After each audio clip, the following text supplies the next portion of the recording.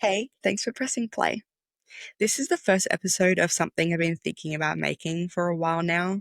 And honestly, that in itself is kind of ironic because this podcast is about being human and how inconvenient that could be. Like, really inconvenient, emotionally expensive, extremely messy, all of it. There's no manual for how to do life, and yet somehow we're all expected to show up every day like we've got it figured out. And if you're someone who overthinks everything, or feels everything a little too deeply, or tries really hard to keep it all together while silently wondering if everyone else is secretly doing it better. You're not alone.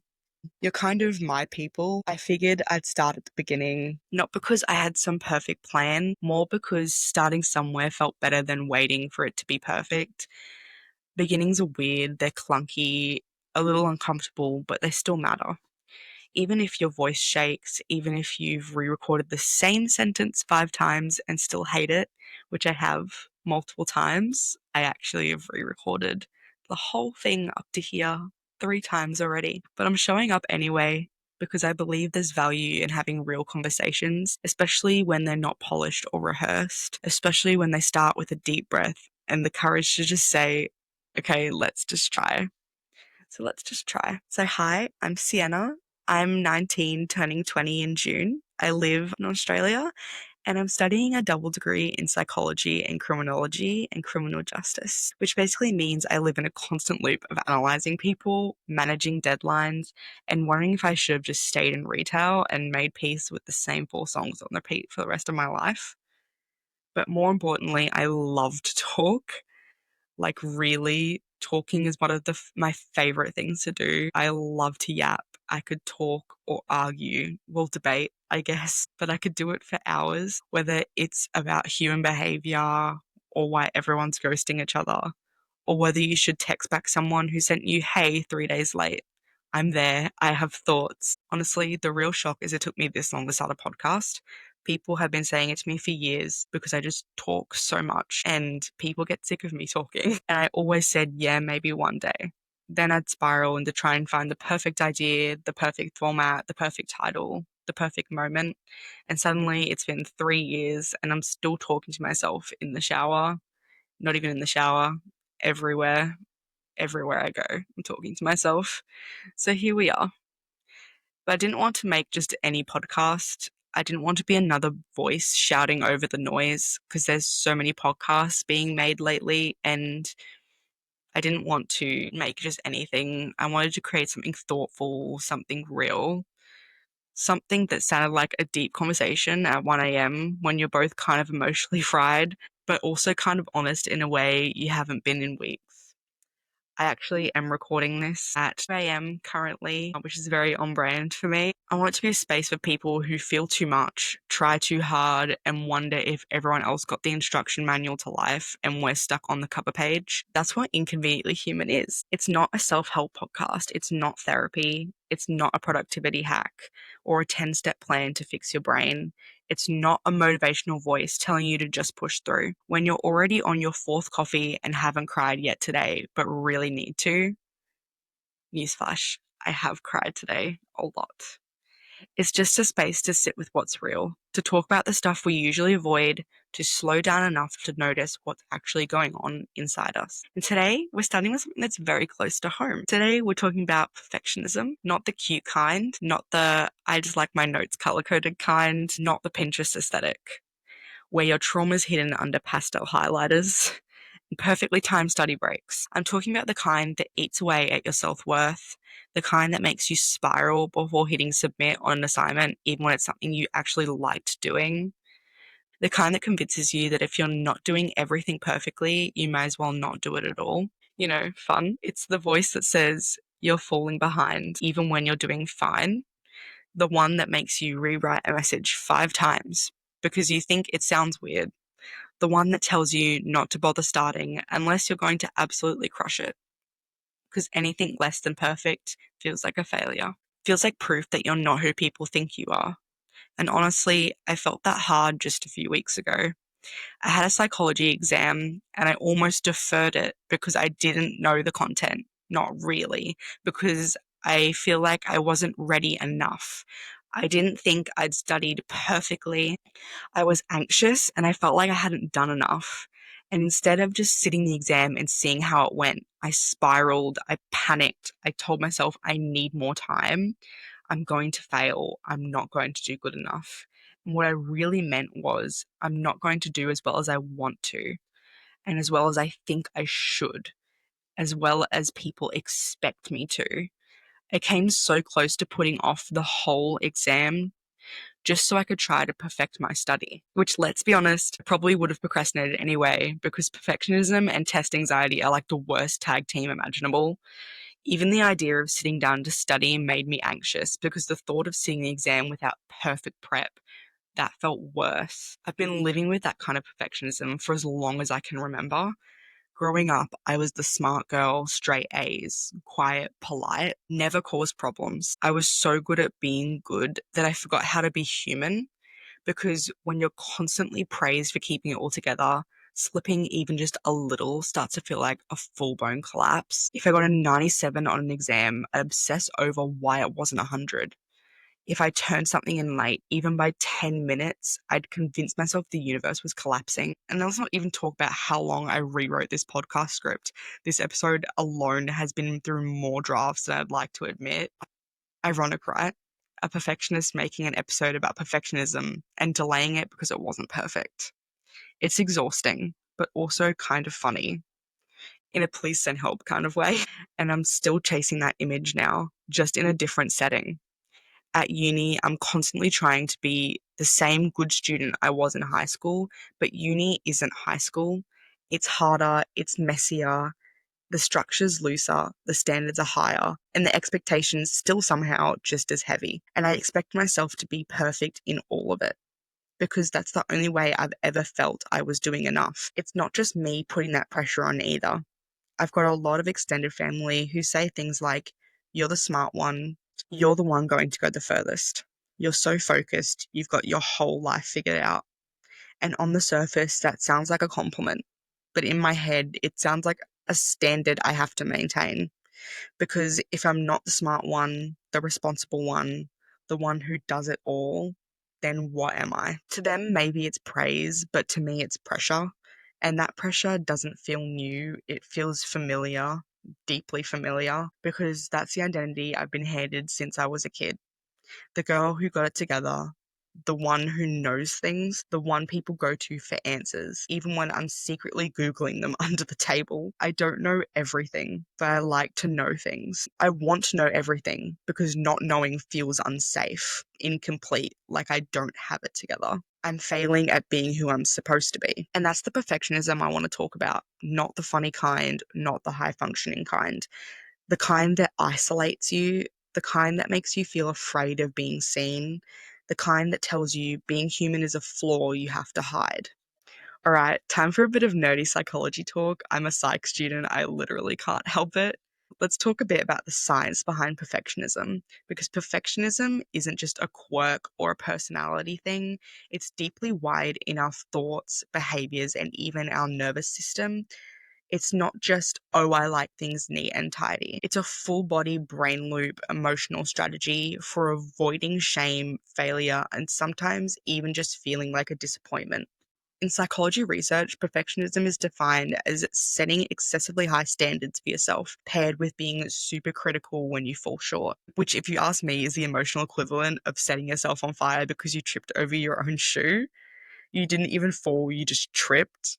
But sure, let's burn it all down. This definition comes from Hewitt and Flett, two perfectionism researchers whose work I genuinely admire, even if reading their studies have wrecked my self image on multiple occasions. They broke perfectionism down into three main types, and honestly, once you hear them, it's hard not to start diagnosing everyone you know. So, first, there's self orientated perfectionism. That's when the pressure is fully internal, it's you versus you.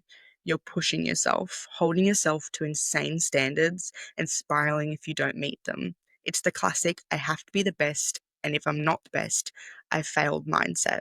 Honestly, perfectionism with a side of gifted kid trauma. Then there's socially prescribed perfectionism, which is the one I relate to the most. This is when the pressure feels external. You believe that everyone else expects you to be perfect at all times, even if they've never said that, even if they're literally so supportive. It's that constant hum of, if I mess it up, everyone will think I've lost it.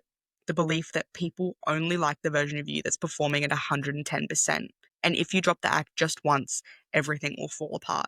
Then there's other orientated perfectionism, which is when you're the one expecting perfection from other people. You get frustrated when others fall short of your standards, even if they've never signed up for them. It's a little my way or the highway, a little why can't you just do it properly? Bold, risky, usually not fun to live with. But unfortunately, I've recognized this behavior in myself sometimes, because sometimes when you feel like all the expectation is on you, you think, why doesn't everyone else feel this pressure too? Why don't they live up to the standard that I feel like I have to uphold? Now for the part where perfectionism gets really sneaky, because it's not just about behavior, it also shows up in the way we think. Psychology calls them cognitive distortions, but let's be real, they're just brain lies. Little distorted thoughts that feel completely true in the moment, but are actually feeding your anxiety and self-judgment. So let me walk you through some of the greatest hits. There's all or nothing thinking, where things are either perfect or they're ruined. Like you plan to study 5 days this week, but only manage 3. And instead of going, hey, 3 is still pretty solid, your brain's like, wow, total failure. Why even bother? There's no room for good enough. It's either flawless or nothing. Then there's catastrophizing. You make one mistake and your brain decides this is it. This is the moment everything unravels. You missed a deadline. Suddenly, that means your academic career is over. Your future is doomed, and your degree might as well just be printed on toilet paper. Then we've got mental filtering, where your brain zones in on the one thing that went wrong and blocks out everything that went right. You got a 97 on an exam, but why wasn't it 100? That's all you can think about. Doesn't matter that 99% of it went well, that 1% becomes the whole story. And of course, the should voice, I should be better at this. I should have figured this out by now. I should have handled that differently. This one feels like motivation, but it's actually just guilt with a fresh coat of paint. And the wild part is you could literally win an award and have a whole room clap for you and still go to bed thinking about that one weird thing you said 3 days ago at Woolies. Like, amazing job in your career milestone, but let's spiral over the random cashier interaction instead, because perfectionism isn't rational. It doesn't care about facts. It doesn't care about how much you've accomplished. It's not about truth. It's about fear. Fear of being inadequate, fear of failing, fear of being seen as anything less than perfect version of yourself you've worked so hard to build. And that's the part that really sucks, because perfectionism doesn't make you try harder. It makes you scared to try at all. It turns everything into a performance, everything into a test. And every time you fall short, even a little, it feels like proof that maybe you're not as put together as people think. But here's the truth. You are human, and that's allowed. Most of this isn't your fault. And I know that's easy to say, but harder to believe, especially when it feels like your perfectionism is this massive personality flaw you should have just grown out of. But it's not a flaw, it's a pattern. And like most patterns, it started somewhere, usually somewhere a bit emotionally complex and quietly chaotic. For a lot of people, perfectionism begins young. Maybe you were the good kid, the one who didn't cause trouble, the one who followed the rules, got the gold stars, said the right things. Maybe you were praised for being mature beyond your years, aka emotionally independent at age 7. Maybe you learned slowly, quietly, that being praised felt safer than being seen. And maybe you figured out that the way to stay safe was to stay impressive. If you keep doing well, people would leave you alone, or love you more, or rely on you in a way that made you feel useful, even if it also made you exhausted. So you kept it up even when it started hurting. Or maybe you grew up in chaos, emotional instability, a house full of tension that made you feel like you were always walking on eggshells, and your strategy was control. Because if you could just do everything right, maybe things wouldn't blow up. Maybe it wasn't you. Maybe being perfect would keep things calm. Plot twist, it didn't, but your brain held onto the strategy anyway. Or maybe you're neurodivergent, autistic, ADHD, anxious, and you learn to mask. I know this coming from someone diagnosed with autism and ADHD and anxiety, the triple threat. and you've figured out how to read the room, how to blend in, how to tone down yourself to avoid standing out too much or saying something weird. You became a high functioning shapeshifter. And then one day you wake up and realize you've forgotten how to just be yourself because yourself wasn't always rewarded, but adapting that got praise. You weren't being celebrated for being authentic. You're being celebrated for being useful, manageable, impressive, which is really a polite way of saying thanks for not needing anything. And now, even when life is relatively okay, you don't know how to turn that off. You can't relax without guilt. You can't rest without the little voice whispering, you should be doing more. You don't even know who you'd be if you weren't striving. Honestly, if someone told you, hey, you don't have to be productive today, you'd probably spiral into a weird mix of rage, confusion, and unplanned bedroom declutter. And the thing is, your brain is smart. It built this version of you to protect you, to help you succeed, to keep you from getting hurt. And maybe it worked. Maybe it still works. You're probably the person people count on, the responsible one, the capable one. But you're also tired. I can deeply relate to this. Anxious, disconnected, and you're allowed to say, hey, I don't want to live like this forever because you're not broken, you adapted. And now you get to unlearn. Perfectionism makes everything feel like a performance. You're not resting, you're recharging productively, which is just a fancy way of saying I'm lying down but feeling bad about it. You're not eating lunch, you're multitasking while emotionally dissociating. You're like, sure, I'll eat the sandwich while answering emails, solving childhood wounds, and mapping out my 5-year plan in my notes app. You laugh at this, but tell me I'm wrong. Because at some point, perfectionism stops being about doing well and it starts being about being safe. It's not about ambition anymore, it's about protection. It's that voice in your head going, if I do everything perfectly, then I won't get criticized. If I'm perfect, maybe people won't leave. If I'm perfect, maybe I'll finally feel enough. Which sounds reasonable until you realize the bar you've set for yourself is somewhere above the clouds and requires weekly sacrifices to maintain. And spoiler, you won't feel enough because perfectionism doesn't let you arrive. It doesn't say, great job, you've made it, you can rest now. It just moves the goalpost every time you get close, like a toxic gym coach for your self-worth. You could tick every box on your to-do list, solve world peace, make 3 people cry from your emotional intelligence, and still go to bed thinking, I didn't do enough today. That's the trap. It's a performance that never ends. The curtain never closes. The audience is imaginary, but somehow terrifying. And worst of all, you're the one directing and starring in it, with no intermission, no snacks, no union pay. At some point, you start wondering if I'm always performing, when do I actually live? Here's where things start to shift for me. And I say started because this is not something you fix in a week or a month or even after an existential podcast episode. I'm still very much in it. I still spiral. I still over edit things I care about. I still question whether I'm doing enough, even when I know I am. This episode literally made me confront my perfectionism in real time because while planning it, I realized I never actually researched it this much in depth before.